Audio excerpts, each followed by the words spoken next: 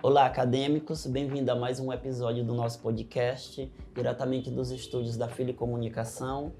Neste episódio trataremos de um tema do livro de Machado de Assis, Nas Memórias de um Defunto Autor, baseado no livro Memórias Póstumas de Brás Cubas. Nesse episódio, buscaremos explorar as multifacetas desta obra-prima, buscando desde curiosidade divertida até análises históricas profundas. O episódio oferece uma visão completa desse romance revolucionário. No primeiro bloco, vamos desvendar uma das obras mais fascinantes da literatura brasileira, Memórias Póstumas de Brás Cubas de Machado de Assis, publicado em 1881. Esta obra não só inaugurou o movimento realista brasileiro, como também revolucionou nossa literatura. Comigo hoje estão nossos 4 comentaristas, convidados especiais que vão nos ajudar a explorar todos os aspectos dessa obra extraordinária. Então vamos seguir com as apresentações. Olá a todos, sou Luan, historiador com foco no século XIX. Estou ansioso para conectar a narrativa de Brás Cubas com os eventos históricos que moldaram nosso país durante o Segundo Reinado. Olá, eu sou Cândida, professora de literatura brasileira. Adoro analisar as técnicas narrativas revolucionárias de Machado, especialmente nesta obra que quebrou tantos paradigmas literários. E eu sou Juan, estudante de filosofia. Estou aqui para explorar as influências filosóficas na obra, especialmente o pessimismo de Schopenhauer, que tanto influenciou Machado. Eu sou Igor, serei responsável por trazer referências literárias, culturais e históricas que exemplificam e enriqueçam nossas conversas. Depois da apresentação, vamos começar a nossa conversa sobre este defunto autor, que nos conta sua história com tanta irreverência e ironia.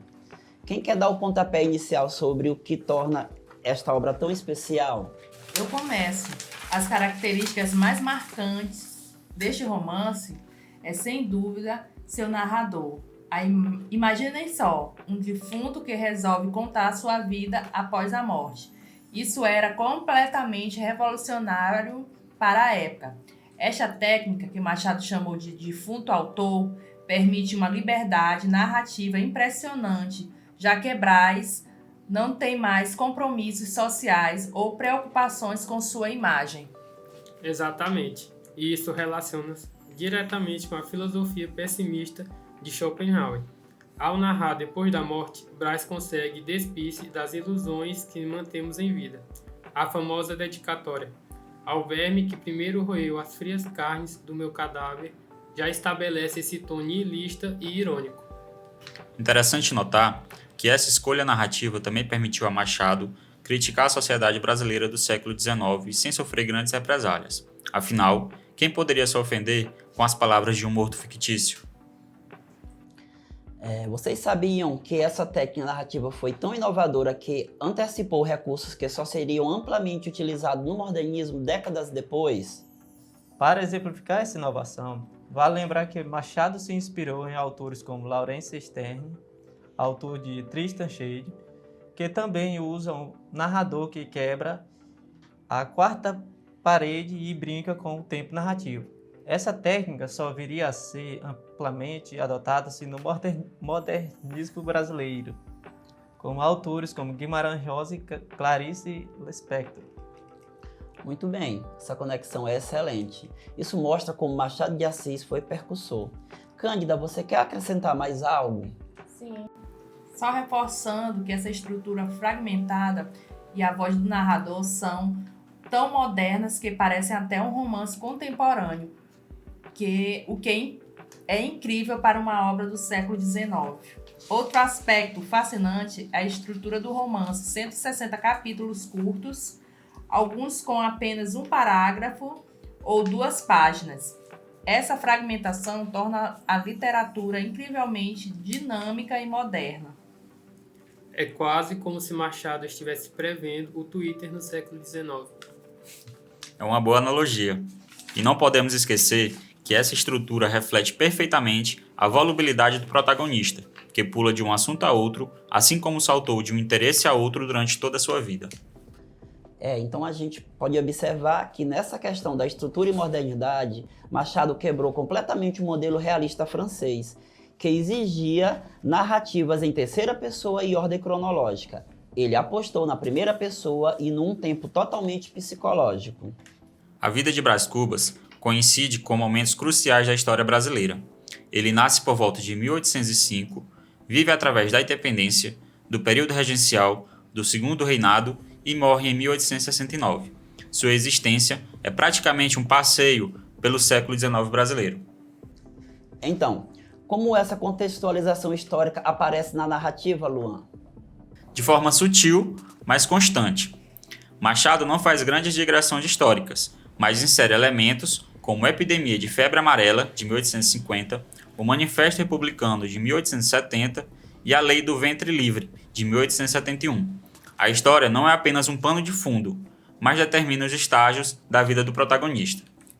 Exatamente. Machado insere na sua narrativa referências sutis, como a epidemia de febre amarela que matou Nian Loló, personagem que simboliza a fragilidade da vida na época. Isso também remete a outras obras do século XIX, como a Memórias de um Sargento de Milícias, que retratam a vida urbana de Rio de Janeiro. É interessante como Machado usa esses eventos históricos para destacar a alienação de Brás. Enquanto o país passa por transformações profundas, ele está preocupado com seus casos amorosos e ambições frívolas. Isso exemplifica perfeitamente a crítica social de Machado. Brás representa a elite brasileira no século XIX, ociosa, superficial e completamente desconectada dos problemas reais do país. Um dos episódios mais perturbadores é quando Brás reencontra seu ex-escravo Prudêncio. Na infância, Brás o usava como cavalo, montando nele e chicoteando-o. Anos depois, já alforriado, Prudêncio é visto por Brás espancando outro homem em praça pública. Uma cena forte, que ilustra a perpetuação da violência e da opressão, não é? Exatamente. Machado mostra como a escravidão corrompe tanto o opressor quanto o oprimido. Prudêncio, agora livre, reproduz a violência que sofreu. É uma crítica devastadora ao sistema escravocrata e seus efeitos psicológicos duradouros. E também uma reflexão sobre como o poder corrompe. Brás, como representante da elite, nunca questiona seus privilégios ou a estrutura social que o sustenta. Para contextualizar, essa representação de escravidão e da violência interna está alinhado com o pensamento abolicionista que ganhava força na época. Machado dialoga com autores como José de Alencar, mas vai além, criticando a sociedade de forma mais profunda e irônica. Buscaremos agora passar algumas curiosidades e detalhes surpreendentes. Vocês conhecem algumas curiosidades interessantes sobre o livro que nossos ouvintes talvez não saibam? Polly, que tal você começar? Uma curiosidade fantástica é que Memórias Póstumas recentemente viralizou nos Estados Unidos. Apareceu na lista de mais vendidos da Amazon americana, quase 140 anos após sua publicação no Brasil. Outra coisa fascinante é o diálogo que Brás tem com o hipopótamo. É um dos elementos do realismo fantástico que Machado incorporou à obra. Sabiam que Machado foi fortemente influenciado por autores como Laurence Sterne e Xavier de Maistre? Essas influências explicam muito dos processos narrativos inusitados que encontramos no romance. E o que dizer do famoso emplastro de Brás Cubas, o medicamento milagroso que o protagonista queria inventar para curar a melancolia da humanidade, uma metáfora perfeita para a sua busca por fama sem qualquer esforço real. Vimos que existem muitos personagens caricatos dentro da obra, então vamos tentar mostrar para vocês entre os personagens mais destacáveis. Entre os personagens, Vigília merece destaque. É fascinante como Machado retrata esse caso extrajugal sem melodramas típicas do romantismo. É um relacionamento repleto de convivências sociais e hipócritas. E Quincas Borda, um personagem extraordinário que começa com um mendigo depois enriquece e desenvolve uma filosofia própria, o humanismo. É uma paródia brilhante dos sistemas filosóficos da época. Para exemplificar, a filosofia do humanista de Quincas Borba pode ser comparada-se com o darwinismo social, que influenciou o pensamento da elite brasileira no século XIX, justificando a desigualdade social. Não podemos esquecer Marcela, que amou Brás Cubas por 15 meses e 11 contos de réis. Uma frase icônica que resume perfeitamente o materialismo das relações retratadas no livro. Inhanloló, uma pretendente que morre de febre amarela antes de se casar com Brás. É impressionante como Machado usa esse episódio para mostrar a superficialidade do luto do protagonista. O uso da metalinguagem em Memórias Póstumas é simplesmente fascinante. Brás constantemente interrompe a narrativa para conversar com o leitor, comentar seu próprio processo de escrita e simplesmente devagar. É como se ele estivesse dando um spoiler da literatura pós-moderna décadas antes dela surgir. E as digressões? Capítulos inteiros dedicados a refletir sobre botões, o nariz ou até mesmo sobre o nada. Lembram o famoso capítulo O Delírio? É uma viagem alucinante pela história da humanidade.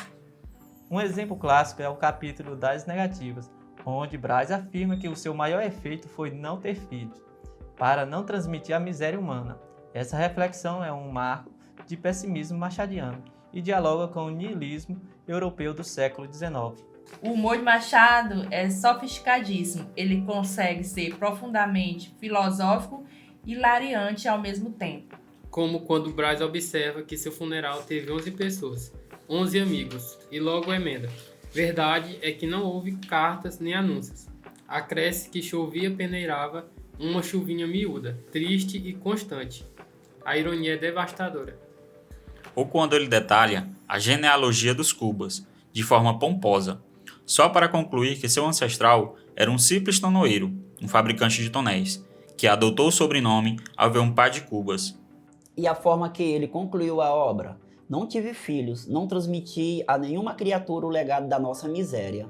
Um dos fechamentos mais impactantes da literatura. Trataremos nesse bloco a relevância contemporânea da sua obra. Chegamos ao final da nossa discussão. Antes de nos despedirmos, gostaria que cada um comentasse brevemente por que Memórias Póstumas de Brás Cubas continua tão relevante hoje, quase 150 anos após sua publicação.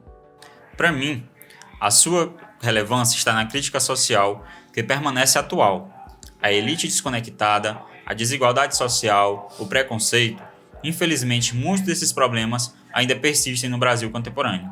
Eu destacaria a modernidade da narrativa. Machado escreveu um romance que parece ter sido escrito ontem, com técnicas que anteciparam movimentos literários que só surgiram décadas depois. É atemporal.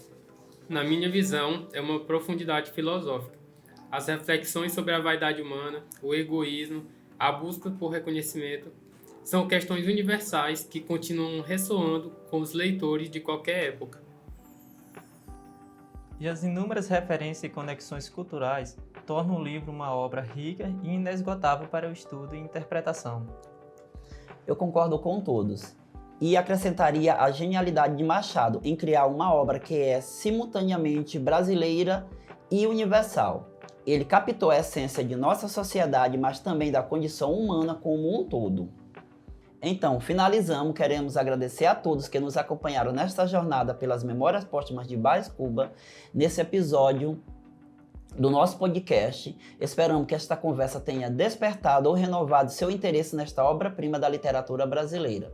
Se você ainda não leu o livro, corra para conhecer as aventuras e desventuras de um defunto autor irônico e fascinante. Até o próximo episódio.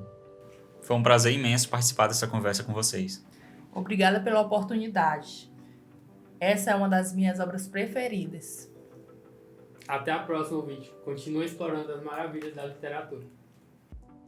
E lembre-se das palavras do próprio Brás Cubas: a obra em si mesma é tudo. Até breve.